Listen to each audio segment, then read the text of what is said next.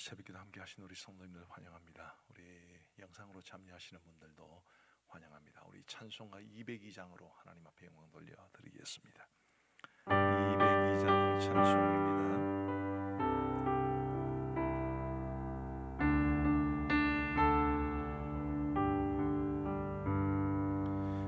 하나님 아버지 주신 책은 귀하고 중하신 말씀일세.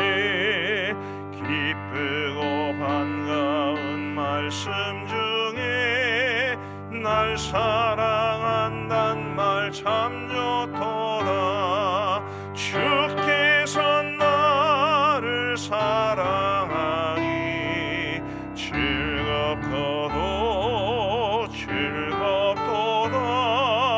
주께서 나를 사랑하니 나는 참 기쁘다.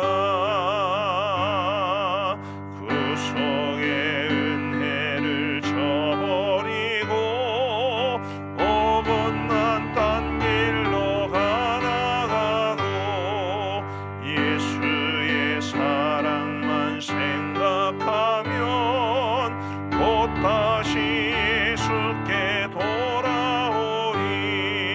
주께서 나를 사랑하니 즐겁고도 즐겁도다. 주께서 나를 사랑하니 나는 참 기쁘다. 구주의 영광을 바라보며 예수의 이름을 찬양하리. 영원히 찬양할 나의 노래. 예수의 이름이 귀하도다. 주께서 나를 사랑하니 즐겁고도 즐겁도다. 주께서 나를 사랑하니 나는 참 기쁘다. 주 예수 날 사랑하시오니 나 또한 예수를 사랑하네. 날 구원하시려 내려오사 십자가 위에서 죽으셨네. 주께서 나를 사랑하니 즐겁고도 즐겁도다. 주께서 나를 사랑하니 나는 참 기쁘다. 주 예수 날 사랑하시오니 마귀가 놀라서 물러가네. 주 나를 이렇게 사랑하니 그 사랑 어떻게 보답할까. 주께서 나를 사랑하니 즐겁고도 즐겁도다. 주께서 나를 사랑하니 나는 참 기쁘다. 아멘. 우리 하나님의 말씀은 고린도전서 14장 1절부터 12절까지의 말씀입니다. 고린도전서 14장 1절부터 12절 말씀입니다.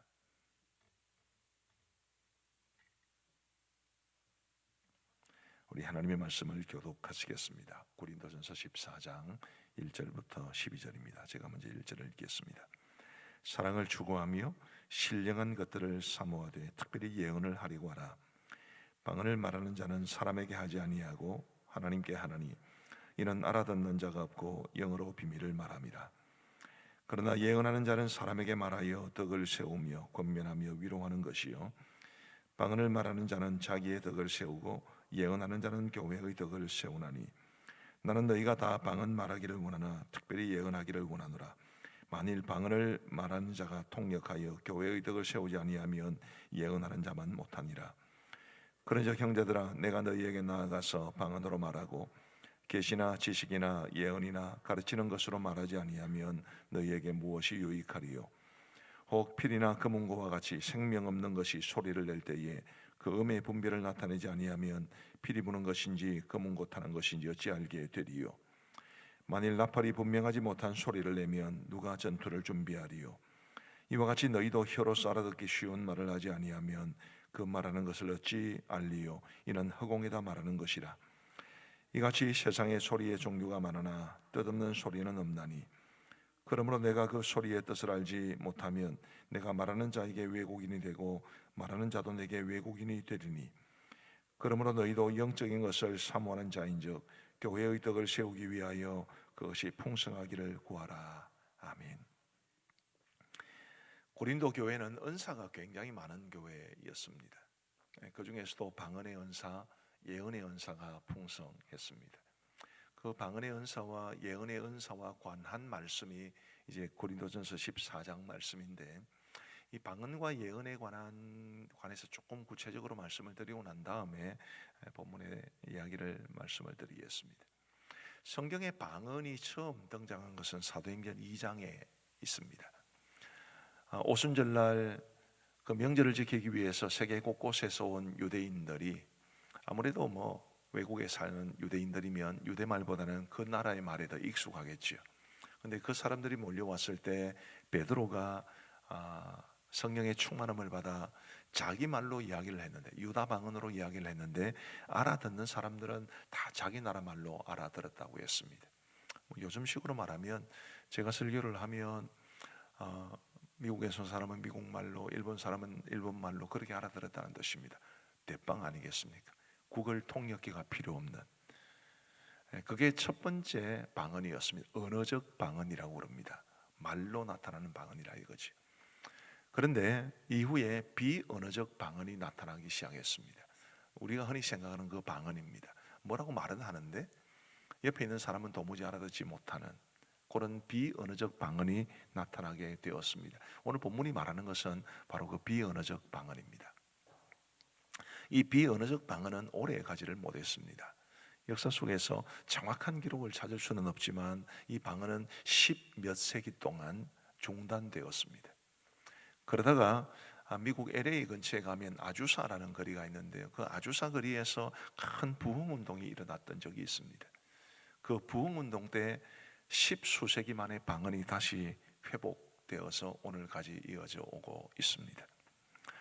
이 방언은 은사죠. 여러분, 은사라는 것은 은혜로운 선물이라는 뜻 아니겠습니까?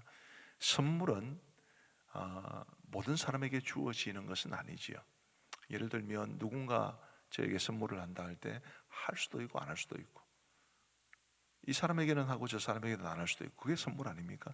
모든 사람에게 다 똑같을 수는 없습니다. 이 방언과 관련해서, 방언을 포함한 은사와 관련해서 좀 두 가지 극단적인 반응이 있는데, 한쪽은 방언을 받지 못하면 구원을 받은 것이 아니다, 이렇게 말하는, 가르치는 교단들이 있습니다. 그 교단은 이런 은사의 특징을 이해를 잘 못하고 있는 거죠. 방언을 받지 못하면 구원을 받지 못한다, 그것은 이단에 가까운 가르침입니다. 성경은 우리가 구원받는 것에 대한 유일한 조건으로 믿음을 이야기하지 방언을 말하지는 않습니다. 그렇게 방언을 지나치게 강조하는 것도 극단적이거니와, 또 한편으로는 제가 아까 말씀드린 그런 방언의 역사와 관련해서 어떤 분들은 십수세기 동안 교회에 없었던 그 일이, 그런 것이 어떻게 교회에서 중요하게 여겨질 수 있겠는가. 더군다나 언젠가 제가 말씀을 드렸습니다마는 기도의 형태를 가지고 있는 모든 종교에는 다 이와 같은 기독교의 방언 같은 그런 형태가 있습니다. 그래서 그것을 기독교적이라고 볼 수 없다라고 말을 하는 사람들도 있습니다. 그것도 극단적입니다. 오늘 본문에 보면 사도 바울은 방언에 대해서 긍정적인 자세를 취하고 있습니다. 제일 대표적인 것이 5절 말씀이죠. 5절에 보면 나는 너희가 다 방언 말하기를 원하나 라고 분명히 말해줍니다. 나는 너희가 다 방언 말하기를 원하나. 2절 말씀에도 보시면 방언을 말하는 자는 사람에게 하지 아니하고 하나님께 하나니. 방언이 하나님께 하는 것인데 이게 부정적일 수가 없지요. 성경은 방언에 대해서 긍정적으로 생각을 합니다. 이게 방언입니다. 필수적이지는 않지만 하나님이 주시는 은혜의 선물, 그게 방언입니다. 예언은 무엇입니까? 지금 우리는 성경을 다 가지고 있습니다마는 사도 바울 당시에는 우리처럼 이렇게 완성된 성경은 없었습니다. 그리고 사도 바울 같은 이런 분들을 통해서 하나님께서 성령의 감동으로 이제 말씀을 기록하게 하시는데, 그 당시는 성령의 역사가 지금과는 비할 수 없을 만큼 풍성할 때였기 때문에 어떤 개개인을 통해서도 하나님께서 말씀을 주시기도 하셨습니다. 그거를 예언이라고 부릅니다. 노스트라다무스, 오늘의 운세, 이런 것처럼 마치 쪽집게 예언을 하는 것처럼 언제 무슨 일이 당신에게 있을 것이다, 언제 어디는 가지 마라, 이런 이야기는 성경이 말하는 예언과 전혀 다른 예언입니다. 예언은 성령께서 그 사람에게나 회중을 위해서 주시는 말씀이 바로 예언이었습니다. 그래서 지금은 예언의 은사가 그친 것으로 우리 기독교계에서는 공식적으로 봅니다. 왜냐하면 성경이 완성되었기 때문입니다. 지금은 우리 하나님께서 각 개인을 통해서나 어떤 이런 예언의 은사를 받았다는 사람들을 통해서 이렇다 저렇다 앞으로 어떻게 일이 될 것이다, 그런 것을 인정하지 않습니다. 우리는 하나님이 이미 완성시켜 우리에게 주신 이 말씀을 우리가 적용하고 믿음으로 받아들이고 그리고 말씀대로 살아가는 것이죠. 이게 예언의 은사입니다. 그러면 오늘날에는 이 예언의 은사가 어떤 의미로 다가오는가? 완전히 예언의 은사가 없다고 말할 수 있는가? 또 그것은 아닙니다. 3절 말씀을 보시면 이게 예언의 본질입니다. 3절 같이 한번 읽어보시겠습니다. 시작. 그러나 예언하는 자는 사람에게 말하여 덕을 세우며 권면하며 위로하는 것이요. 자, 덕을 세우며 권면하며 위로하는 것, 여기에다가 각각 하나님의 말씀을 넣으면 이렇습니다. 말씀으로 덕을 세우며, 말씀으로 권면하며, 말씀으로 위로하는 것이요. 그래서 지금은 이 예언의 은사를 이렇게 말씀드릴 수 있습니다. 설교라든지 혹은 다양한 종교의 성경 공부나 훈련이든지 혹은 우리가 개인적으로 낙심한 사람을 위로할 때 말씀으로 위로하는 것이든지 이런 모든 것들을 다 이 예언의 은사가 우리에게 적용된 형태라고 보시면 됩니다. 굉장히 힘들고 낙심해서 예배도 잘 되지 않는 그런 분들을 위로하고 격려해서 예배의 자리에 함께하고 그리고 말씀을 같이 듣는 것도 이 폭넓게 보면 예언이라고 할 수 있습니다. 하나님의 말씀 앞에 서는 거죠. 하나님의 말씀으로 서로를 위로하고 하나님의 말씀으로 하나님의 뜻을 알아가고 하나님의 말씀대로 살아가려는 그런 모든 것이 이 예언이라는 말을 오늘 우리 시대에 적용한 것이라고 볼 수 있겠습니다. 자, 그러면 사도 바울이 지금 방언과 예언을 말하고 있는데 방언에 대해서도 긍정적이지만 사도 바울은 방언보다는 예언을 훨씬 더 중요하게 여깁니다. 한번 몇 군데 한번 보실까요? 무엇보다도 1절 말씀이 제일 분명하게 말해주고 있죠. 1절은 이렇게 말합니다. 사랑을 추구하며 신령한 것들을 사모하되 특별히 예언을 하려고 하라. 특별히 예언을 하려고 하라. 5절 말씀에도 보시면 나는 너희가 다 방언 말하기를 원하나 특별히 예언하기를 원하노라. 특별히라는 말을 2번 반복하면서 예언하기를 원합니다. 왜 그렇습니까? 방언이라고 하는 것은 자기의 유익을 구하는 것이라 그렇게 오늘 본문은 말하죠. 우리 4절 말씀을 보시면요, 방언을 말하는 자는 자기의 덕을 세우고, 자기의 덕을 세우는 겁니다. 혹시 우리 성도들 중에도 방언으로 기도하시는 분들이 계신데 내가 지금 기도하고 있는데 옆에서 방언으로 기도하면 여러분들 유익이 되나요? 유익이 되지 않고 오히려 저분은 방언으로 기도하는데 나는 이 먹고 살 그런 생각이 들지 않습니까?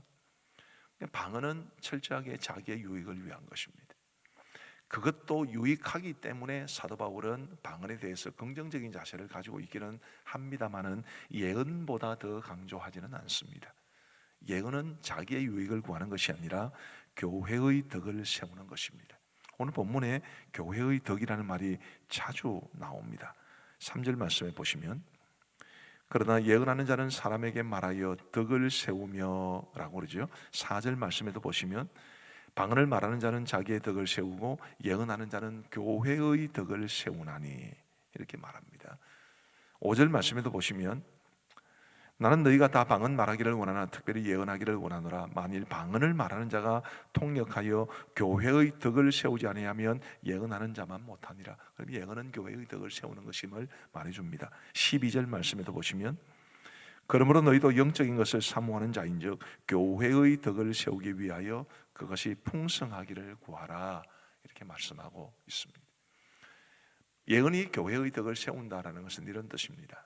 아까 말씀드린 것처럼 예언이 지금 우리 시대에 적용되는 것은 하나님의 말씀을 우리가 함께 나누고, 설교자는 이 강단에서 하나님의 말씀을 전하고 성도들은 말씀을 들으시고, 성경 공부 등을 통해서 그것이 목장 안에서 이루어지든 우리 주일학교 교사의 분반 활동에서 이루어지든 아니면 도토리 방송에서 이루어지든 어떤 형태로든 성경 공부 형태로 진행이 될 때에 전하는 사람은 하나님의 말씀을 전하는 것이고 듣는 분들은 하나님의 말씀을 받는 것이죠. 이런 모든 하나님의 말씀이 나누어지는 그곳에서 우리가 말씀의 은혜를 받고 그 말씀 위에 든든히 세워지는 것이 그게 교회의 덕을 세우는 것입니다. 자, 그래서 고린도전서 12장, 13장, 14장은 연결이 됩니다. 고린도전서 12장에 무슨 내용이 나오는지 아시죠? 우리가 지체의 각 부분으로서 한 몸에 동참하고 있다. 그게 고린도전서 12장입니다. 우리는 따로가 아닙니다. 우리는 하나입니다. 공동체를 넘어서 한 몸을 강조하고 있죠. 자, 한 몸 혹은 공동체, 이게 뭐가 필요합니까? 사랑이 필요합니다. 그래서 고린도전서 13장에서 가장 큰 은사, 제일 좋은 은사를 사랑으로 이야기를 하고 있는 것입니다. 사랑은 제가 어제 말씀을 드렸지만 자기의 유익을 구하는 것이 아닙니다. 다른 사람의 유익을 구하는 것입니다. 다른 사람의 유익을 구할 때도 세상적인 방법으로 구하는 것이 아니라 뭘 통해서요? 하나님의 말씀을 통해서. 그래서 그게 예언의 은사입니다.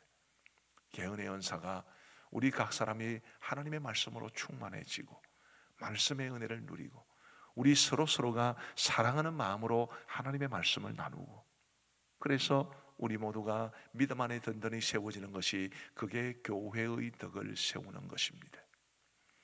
우리 사랑하는 성도 여러분, 하나님의 말씀이 우리에게 얼마나 중요한지를 아셨으면 좋겠고, 그 하나님의 말씀으로 우리가 은혜를 받는 것이 얼마나 중요한지를 깨달으셨으면 좋겠고, 내가 하나님의 말씀으로 은혜를 받는 것 이상으로 내 주위에 있는 사람들을 말씀 앞에 세워가는 것이 얼마나 중요한지를 아셨으면 좋겠습니다. 그게 교회의 덕을 세우는 것이고, 그게 사도 바울이 비록 2000년 전에 기록된 말씀이지만 오늘 우리에게도 하나님의 말씀으로 교회의 덕을 세우라고 권면하는 이유입니다. 사도 바울이 하는 말씀이라기보다는 성령께서 사도 바울을 통해서 주시는 말씀이죠. 그러니 무엇보다도 우리 각 사람이 먼저 하나님의 말씀을 정말 사모하셨으면 좋겠고, 그리고 우리 주위에 있는 우리 목장 식구들 혹은 우리 기관이나 부서에 속해 있는 분들 혹은 우리 교회에 특별한 관련은 없어도 함께 지내시는 분들을 하나님의 말씀 앞에 세우기 위해 노력하고, 교회 가서 말씀 듣자고, 도토리 방송 듣자고, 목장 모임에 함께 오라고, 아이들을 주일학교 보내라고, 이런 위로와 격려의 말을 통해서 하나님의 말씀 앞에 세우는 이 일이 얼마나 중요한지를 깨달으셨으면 좋겠습니다. 그래서 우리가 함정교회는 정말 하나님의 말씀으로 충만한, 하나님의 말씀으로 우리의 믿음을 세워갈 수 있는, 삶의 고단함도 고통도 어려움도 무거운 짐도 다 말씀을 통해서 위로받고 해결함을 받는 그런 놀라운 역사가 있게 되기를 우리 주님의 이름으로 축복합니다. 기도하시겠습니다. 우리 하나님 아버지, 참으로 감사합니다.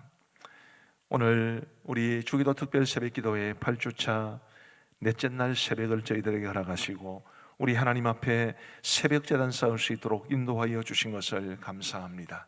주님, 오늘도 우리에게 귀한 말씀 주셨사온데 하나님이여, 오늘 말씀을 따라 우리 모든 성도들이 가급적 방언의 은사를 받아서 하나님 앞에 깊은 기도의 세계를 경험하게 하여 주옵소서. 그러나 주님이여, 방언보다 더 중요한 것이 있다고 말씀해 주셨고, 그것이 바로 예언의 은사라고 말씀해 주셨습니다. 하나님이여, 우리가 하나님의 말씀으로 우리가 믿음 위에 든든히 세워지게 하여 주시고, 우리가 서로를 향해서도 하나님의 말씀 앞에 세워질 수 있도록, 하나님의 말씀으로 위로하고 격려하고 하나님의 말씀을 나누고 배우고 하는 일에, 하나님의 말씀을 듣는 일에 우리 모두 다 함께 열심을 다하여 참여할 수 있도록 인도하여 주옵소서. 우리 가암정교회에서는, 이 강단에서는 정말 하나님의 말씀이 생수처럼 우리 성도들에게 들려지게 하여 주시고, 우리 성도들은 그 말씀을 받을 때에 아멘으로 화답할 수 있도록 인도하여 주옵소서. 그리하여 우리의 믿음이 말씀 가운데 든든히 세워질 수 있도록 도와주실 뿐만 아니라, 우리 교회에 많은 하나님의 말씀을 배울 수 있는 기회, 하나님의 말씀을 들을 수 있는 기회가 있사오니, 우리 주위에 있는 분들을 함께 위로하고 권면하여 우리가 다 하나님의 말씀 앞에 설 수 있도록, 그래서 말씀의 은혜를 더 풍성히 받아 누릴 수 있도록 역사하여 주옵소서. 하나님의 말씀으로 우리의 믿음을 세우고, 하나님의 말씀으로 교회의 덕을 세우고, 그러므로써 하나님의 말씀이 우리의 모든 것을 이끌어갈 수 있도록 은혜를 베풀어 주옵소서. 이번 주간에 우리가 한국교회와 그리고 우리 고신교단을 위해서 기도하고 있습니다. 주님이 우리 한국교회와 고신교단에도 이런 말씀의 능력이 풍성할 수 있도록 인도하여 주옵시고, 다른 그 무엇이 아니라 오직 하나님의 말씀으로 우리가 우리 하나님의 뜻을 알아가며 하나님이 원하시는 대로 걸어갈 수 있도록 우리 하나님께서 우리 한국교회와 우리 고신교단의 모든 교회들을 지켜 주옵소서.